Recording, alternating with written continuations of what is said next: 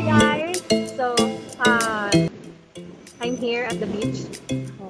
Actually guys, ako sa dagat. Ano pa tanawon? Wait lang, intermission sa may before ka nag-start sa discussion. Wait. Diba? See, hindi kayo sa dagat. And, nasa ka dyan. Anyway, mama na nakabira, ma'am. Because I just want to feel what you feel. Kay, nakakita ko, ako student, my classmate teacher, I don't know if it is the year, na ato just sila sa dagat, para lang din magpa-signal. And you know guys, I just want to, let you know that, as I have said, we are in the same boat together. So, napo ko diri para magpa-signal. Napo ko diri para ma-feel po nato, no? Kausap sana.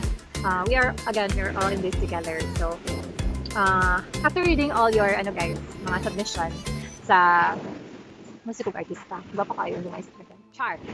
Bongga. So after reading all your answers, mostly I really read your answers. I felt sad at the same time happy because some of you are matured enough already to see positive things despite negative situation. I always admire people na despite ganit sa unsay nagian, despite idol nato kay para mas maklarong kagwapa.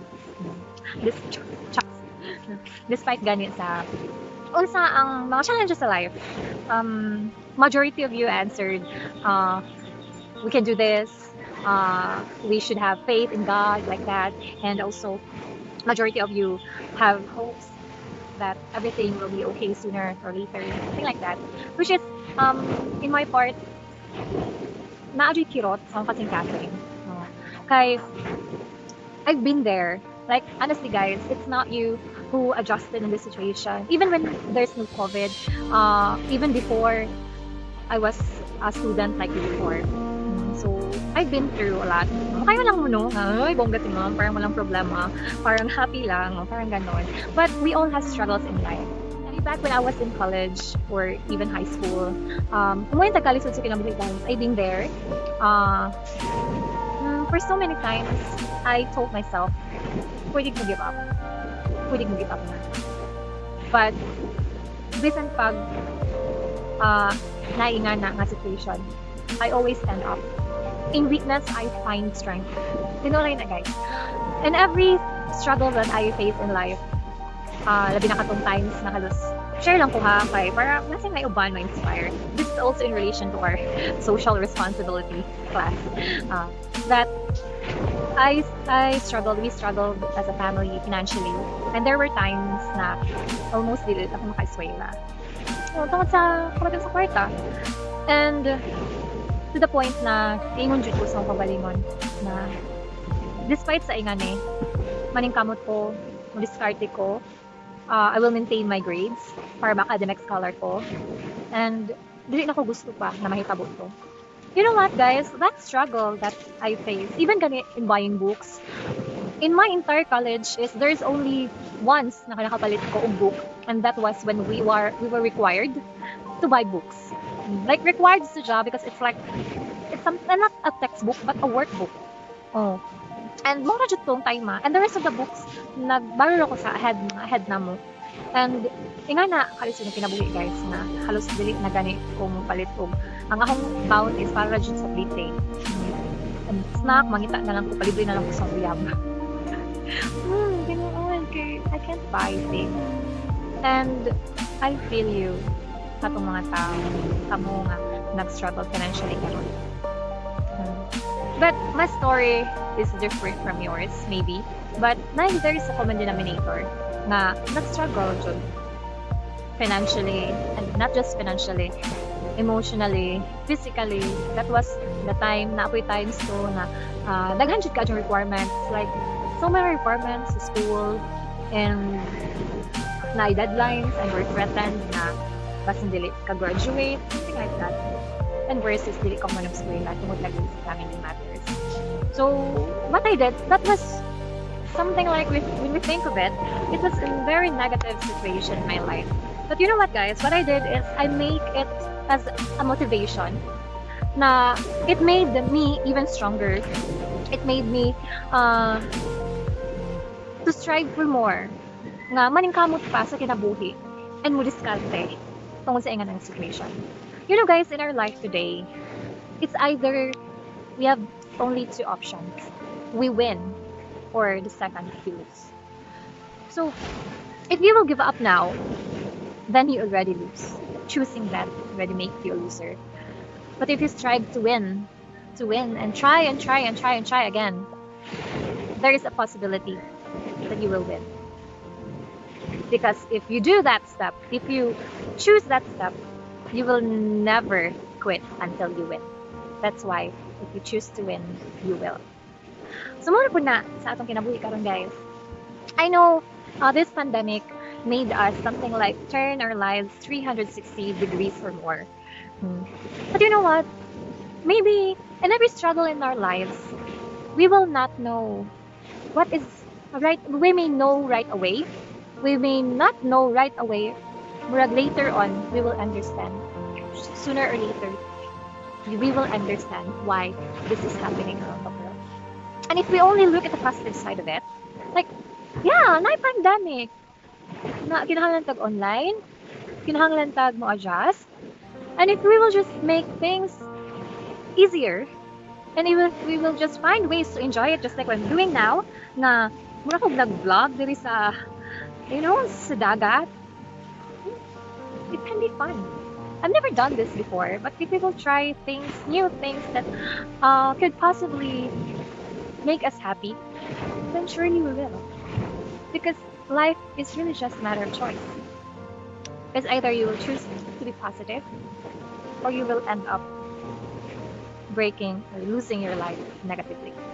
So, ibig sa naglain-lain tag situation, even if we are into different situation, mostly other people manggod, mas ginaguna-huna pa sa kalisod. Na in fact, even without COVID, we already are in pain, right? So, seryoso si mom mo eh. But this is really reality.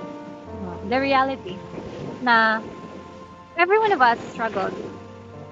And now, makakita ta kung kinsa dito ang mga tao na ay strong faith nito. Na even the poorest of the poor can make great things, can make their lives happy. And even if you are the richest of the rich, if you will choose to be sad, if you will think negatively, then you will have the most miserable life you've ever had. So, the choice is yours, guys. It's your choice to be happy or to be sad. So, pamiliyon na naman po dayta. We should choose to be happy, right? We should always choose to be happy. Because that's what our purpose sa kinabuhi. We want to be happy.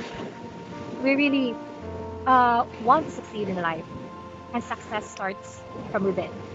Success starts in how you think about life. So, I hope I give you something na maka-realize mo na there are many beautiful things happening around you. It's a matter lang how you see it. It's a matter of how you recognize it.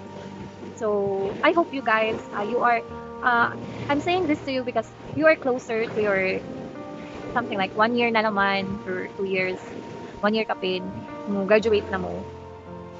And in reality, honestly, in real world, may na naman dyan ko ninyo daan na what you learn from school is somewhat like dako na ng 1/4 sa ijang ka-importante than what you can learn in life. You know what? Life lesson is more important than the things that you learn in school. And what is happening now in pandemic, daghan ka mga life lesson nga dapat ninyo ma-learn. Especially when developing yourself. Kung giyon sa nyo pag-develop sa imong kaugalingon, karon, congratulations if you develop it, you develop yourself in a right way. Or else this pandemic is useless. So, still go for it, guys. Maka-remember na mo one day, what I'm saying now is right. nga kung nag-worry mo, ikuha mo yung makatulan sa school, sa specific nga mga subject, tanan yung subject, it's not necessary nga maka-learn ka sa tanan yung subject. Yes, kay only the basic is the most important na inyong learn. Mo ganin sa akong discussion karon, what I'm saying right now is dapat ninyong ma-learn first and foremost kaysa sa atong subject or kaysa sa atong topic na nasa libro nga itakol na to tanan siya. Because this is life lesson. And it is somewhat like we can learn from school. And this is what school should be. Like developing ourselves. More on dealing how to be happy in life. So I'm sending positive vibes, I'm sending love, I'm sending happiness to every one of you. Try to practice each day. Like to think of positive things na nani mo na-receive every day. Especially time. Because time is somewhat like we don't know if naa pa ba nato unja or ugma. So that's something we should be thankful for than worry about the things around you. And if you always believe in God, like if mutuo mo, if you have faith that He will never forsake you, He will always be with you, then why worry, right? Do not fear about tomorrow because God is already there. He knows our plans. Always remember this is not theology, but always remember the verse of Jeremiah 29:11. God always promised us that I know that He says, I know the plans I have for you, plans to prosper you and not to harm you, plans to give you hope and a future. So if you believe in God, then we should not be worried about anything else in this world. We should always trust Him. We should always pray for Him and thank Him for everything that we have received right now. Okay? So I hope you guys learned something. I hope you guys na motivated. Just avoid na mo sa mga worries, guys.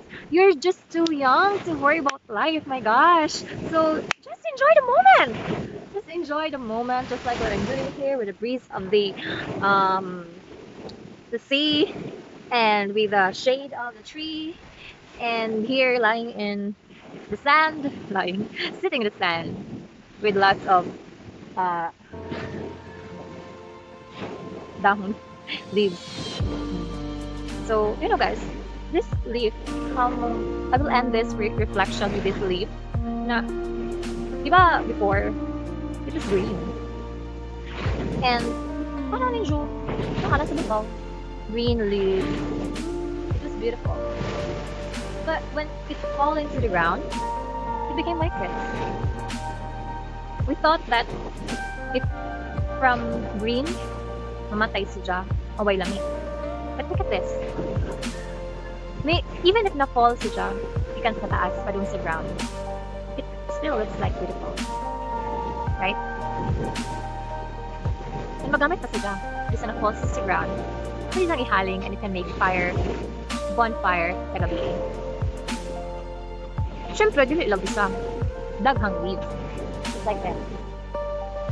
You can make bonfire in the evening na pwedeng makakatag og light. Again, dili lang isa, kung dili daghang leaves. I like this just like that. We came from like comfortable as we are in just like there, above the trees, in on the trees, as leaves. But there are times we fall into the ground. Kung ma-fall to the ground, we have pains, sufferings. But you see, there's still beauty in you. Bisa nung na-fall to the ground. And the good thing is, there's so many of us. Second time na-fall to the ground. 2, 3. Daghan ta. Lain-lain mo tag-size, lain-lain mo tag-beauty. Pero daghan ta. And if we will just stick around and come together, closer together, empowered na sa usa-usa, just give positivity, we can be a fire that will brighten up the night. Pwede naman yung bonfire. So, nga kung mausat ang tanan, bisan in darkness, we can be the light. So, that's it. Dapat mag-unite na as one. Sama sa gingon, we heal as one, even if we are all in a different situation. So let's just send positivity, guys, and enjoy the moment. Enjoy our life that we have. Okay? Sige. Let's now start